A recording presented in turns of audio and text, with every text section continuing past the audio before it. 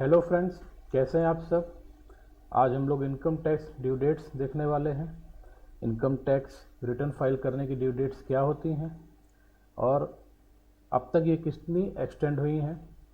साथ ही साथ हम लोग इस पर भी चर्चा करेंगे कि ये डेट्स आगे एक्सटेंड होनी चाहिए कि नहीं होनी चाहिए तो कितनी एक्सटेंड होनी चाहिए।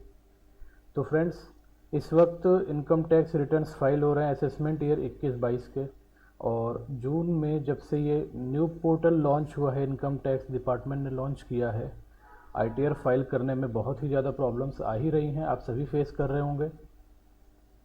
जो रिटर्न फाइल करने में 5 से 10 मिनट लगते थे, उसमें आधा घंटा, 1 घंटा, कभी कभी आधा दिन भी निकल जा रहा है। तो ये ग्लिचेस अभी तक पूरी तरीके से रिजॉल्व नहीं हुए हैं। अभी तक पूरी तरीके से पोर्टल ने काम करना शुरू नहीं किया है। हालांकि रिटर्न्स फाइल हो रहे हैं, income tax department regular statistics डाल रहा है इस पर, लेकिन फिर भी अभी कई प्रॉब्लम्स हैं और सफिशिएंट टाइम नहीं है अभी कि आप सारे आईटीआर इन ड्यू डेट्स में जो अभी दी गई हैं फाइल कर पाएँ। तो आगे हम लोग इस पर चर्चा करने वाले हैं, बने रहिए साथ में। तो सबसे पहले हम लोग देखते हैं कि ड्यू डेट्स क्या रहती हैं। अगर एसएससी टैक्स ऑडिट के लिए लायबल नहीं है तो उसके लिए नॉर्मली 31 जुलाई की डेट रहती है। अगर वो टैक्स ऑडिट के लायबल है तो असेसमेंट ईयर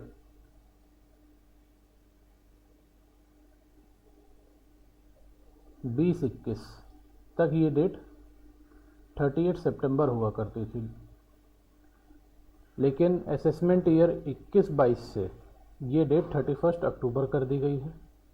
और जो कि ट्रांसफ़र प्राइसिंग का रिपोर्ट करना है उनके लिए आईटीआर की डेट 30 नवंबर रहती है।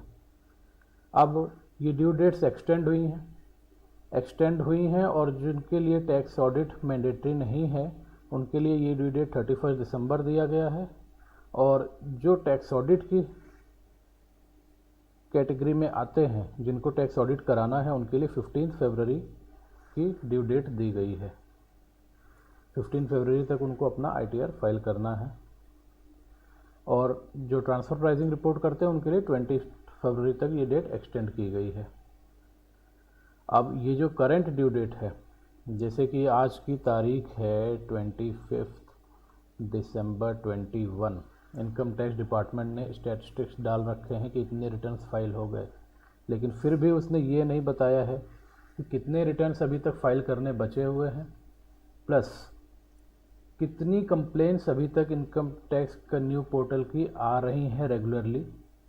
ये सब वो नहीं बता रहा है। और ये ड्यू डेट्स निश्चित तौर पर एक्सटेंड होनी ही चाहिए।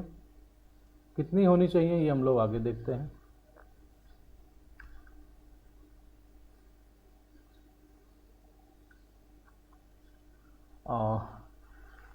टैक्स ऑडिट के लिए लास्ट डेट्स क्या हैं। टैक्स ऑडिट रिपोर्ट फाइल करने के लिए इन्होंने जो डेट एक्सटेंड करी है वो 15 जनवरी तक करी है, और ट्रांसफ़र प्राइसिंग के लिए ये 31 जनवरी डेट करी गई है। अब इसमें आप लोग देख रहे होंगे कि टाइम आपको कितना मिल रहा है। आईटीआर नॉर्मल है उनके लिए आपके पास जो है 31 दिसंबर तक का टाइम है, और टार के लिए आपके पास 15 जैन तक का टाइम है। तो इसमें केवल 15 दिन ही आप अगर देखा जाए तो ढंग से फोकस कर पाएंगे टार पर।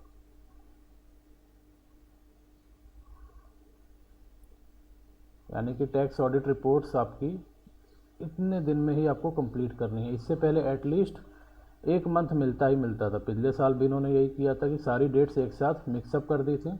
उससे पहले एटलीस्ट 1 मंथ 2 मंथ तो मिलता ही था कि आप जो फोकस कर पाएँ टैक्स ऑडिट रिपोर्ट्स पर।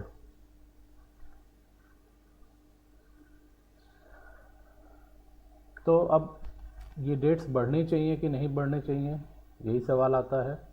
हालांकि ये कोई रेमेडी नहीं है, हम लोग भी नहीं चाहते हैं कि इनकम टैक्स ड्यू डेट्स बार बार बढ़ाई जाएं, लेकिन इस साल तो हद ही हो रखी है।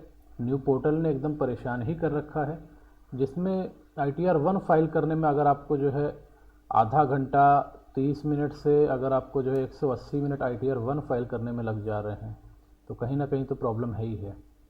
ITR 4 फाइल करने में अगर आपको इतना टाइम लग जा रहा है 30 मिनट से 180 मिनट, तो कहीं ना कहीं तो दिक्कत है ही है। फिर भी हम लोग जो है नहीं चाहते हैं डेट एक्सटेंड हो, लेकिन ये मजबूरियां हैं, हमको बोलना पड़ रहा है कि डेट एक्सटेंड होनी चाहिए क्योंकि टाइम भी नहीं है। और जो न्यूज़ पोर्टल की सर्विस प्रोवाइड कर रहे हैं इन्फोसिस, इन पर अब तक स्ट्रिक्ट एक्शन क्यों नहीं लिया गया है, या लिया गया है तो हम लोग की जानकारी में क्यों नहीं आया है। पूरा आपने जून में लॉन्च किया था न्यू पोर्टल बहुत ज़ोर शोर से, और अभी तक जो है ये ढंग से काम नहीं कर पा रहा है, तो ये जिम्मेदारी किसकी है। और 6 महीने आपने बर्बाद कर दिए, उसके बाद में आपका काम ढंग से थोड़ा चालू हुआ, उसके बाद आप कहते हैं कि इस डेट्स में ही आप रिटर्न फाइल कर दीजिए, तो ये किसकी जिम्मेदारी है। और आप अगर टाइमली ड्यू डेट्स नहीं बढ़ाएंगे, लास्ट डेट तक जो है आदमी काम करता रहेगा, तो उसके ऊपर जो मेंटल प्रेशर आ रहा है उसकी जिम्मेदारी कौन लेगा। आप ग्लिच फ्री पोर्टल प्रोवाइड करते, सब कुछ आपका सही चल रहा होता, उसके बाद में भी जो है अगला ड्यू डेट के लिए एक्सटेंड के लिए बोलता तो ठीक है, तो आप कह सकते थे कि सब कुछ सही है, हम ड्यू डेट्स नहीं बढ़ाएंगे। लेकिन यहाँ पर तो आपको खुद ही जो है बढ़ाना चाहिए था ड्यू डेट्स को। अभी भी जो है आज तो 25 दिसंबर है ही है, 6 दिन बचे हैं नॉन टैक्स ऑडिट के रिटर्न्स फाइल करने के लिए, और जितने रिटर्न्स अभी बचे हैं पॉसिबल नहीं है, अभी तो पॉसिबल नहीं है कि उसको फाइल किया जा सके इन करेंट डेट्स में। तो ये ड्यू डेट्स तो बढ़ानी ही चाहिए।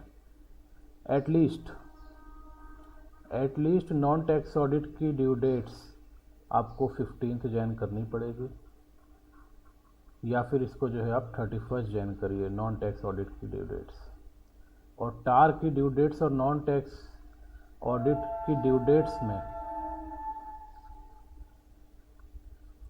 एटलीस्ट 1 मंथ का गैप तो रखिए ही रखिए।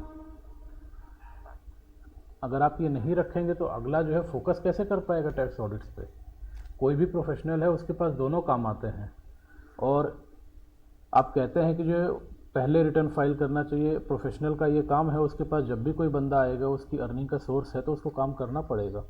वो कैसे किसी को मना कर देगा कि हम आपका काम नहीं करेंगे। अगर उसके पास सफिशिएंट अर्निंग नहीं आ रही है प्रोफेशनल के पास, तो उसको काम तो लेना ही पड़ेगा, वो चाहे जैसे करे, रात भर जग करके करे, उसको करना पड़ेगा।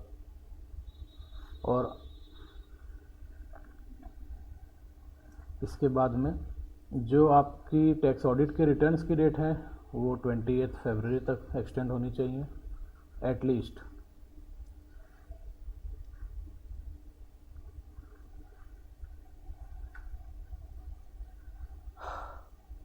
बेनिफिट्स तो हैं न्यू इनकम टैक्स पोर्टल के, इसमें कोई दो राय नहीं है। ये पूरी तरीके से जब फंक्शन में आ जाएगा तो बेनिफिट्स तो हैं ही हैं। हालांकि अभी भी कई बेनिफिट्स हैं। ITR आपका 60 से प्रोसेस होता है।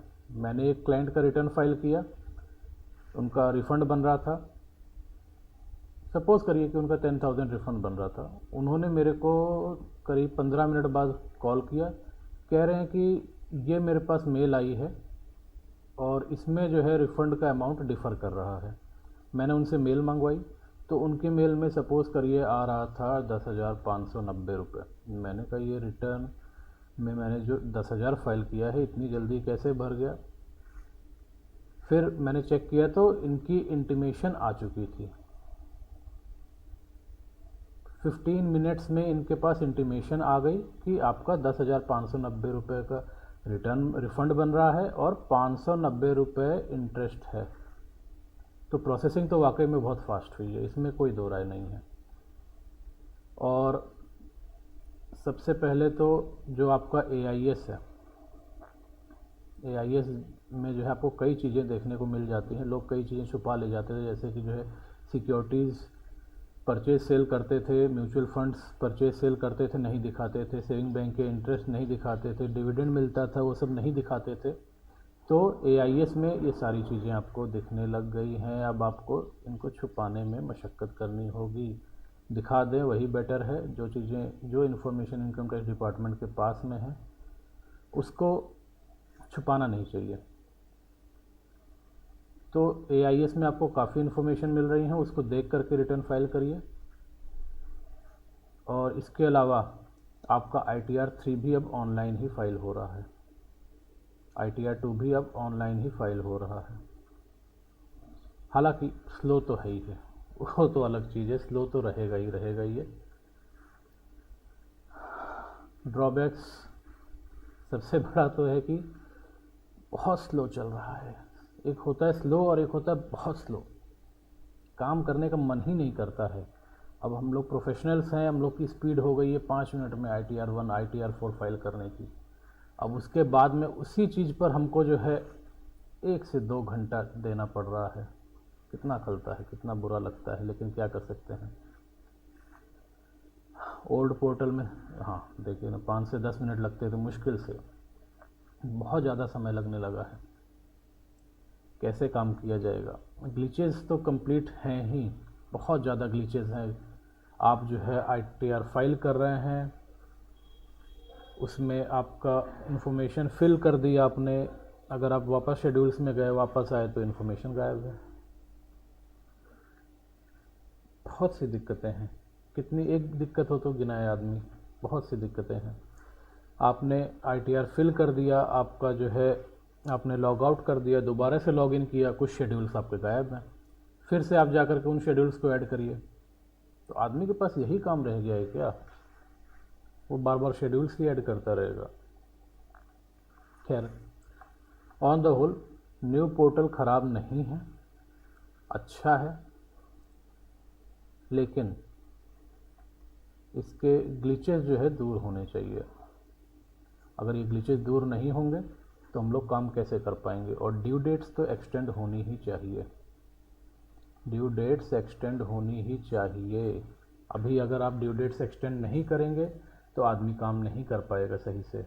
और जो प्रेशर लेकर के हम लोग काम कर रहे हैं, ये हमारी हेल्थ को कितना इफ़ेक्ट करेगा वो आप जान ही रहे हैं। अब तो हर जगह पर नाइट कर्फ्यू भी लगने शुरू हो गए हैं। ओमिक्रॉन ये आ गए एक नए साहब परेशान करने के लिए। 2 साल से सब लोग वैसे ही परेशान थे। खैर, स्टेप्स गवर्नमेंट ने इनके रोकथाम के लिए शुरू कर दिए हैं, वो अलग चीज़ है, लेकिन फिर भी राहत मिलनी चाहिए। तो फ्रेंड्स, आपका क्या मानना है, ड्यू डेट्स एक्सटेंड होंगी, कितनी होंगी, इस पर मेरे को कमेंट करके बताइए कि कितनी ड्यू डेट्स एक्सटेंड होनी चाहिए। और इसके अलावा अगर आपके कोई और डाउट्स हैं इनकम टैक्स से रिलेटेड या GST से रिलेटेड, आप मेरे को कमेंट सेक्शन में पूछ सकते हैं, या फिर मेरे टेलीग्राम चैनल को ज्वाइन करके मेरे से बात कर सकते हैं, वहाँ पे मेरे से पूछ सकते हैं। कोई भी कंसल्टेंसी की रिक्वायरमेंट है तो नॉर्मली मैं कंसल्टेंसी फ्री ही देता हूँ, बशर्ते मेरा ही उसमें जो है बहुत ज़्यादा समय ना जाए। तो फ्रेंड्स, आज के लिए इतना ही। Thanks for watching. जय हिंद।